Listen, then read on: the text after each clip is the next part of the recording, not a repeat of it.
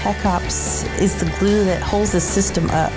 We are the foundation of the FAA. We're the ones that are down here making sure that everything is kept in control. We're the guys behind the scenes that make things happen. We're the unsung heroes. We allow our national aerospace system to be the safest in the world.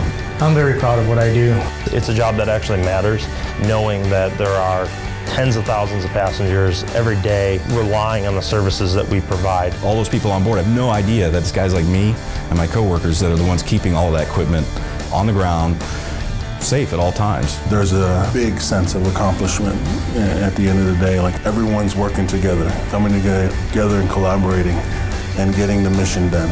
We are an all-for-one team. There's nothing that we can't fix when we put our minds to it.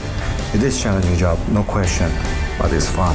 It's never boring. We're always doing something new. It's always some excitement when I come in here. All the excitement that happens throughout the day is what makes you wanting to come back the next day and find out what the next adventure is going to be. I can't hardly remember times when I don't want to come to work. Opportunities are endless. It all depends on what you want to do. You can be whoever you want to be. It's always kind of been a dream to work for the FAA because of the prestige that they carried.